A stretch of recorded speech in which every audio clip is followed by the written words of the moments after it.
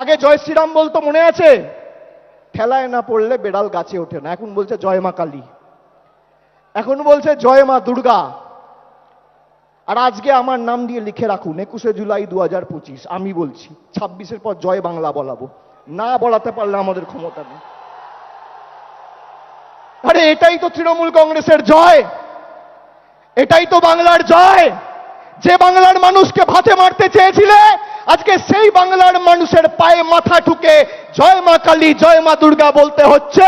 এটাই বাংলার 12 কোটি কৃষক, শ্রমিক, যুবক যুবতীদের জয়, তপশিলীর জয়, আদিবাসীর জয়, জনজাতির জয়, কৃষকের জয়, শ্রমিকের জয়, বাংলার কৃষ্টির জয়, ঐতিহ্যের জয়, সংস্কৃতির জয়।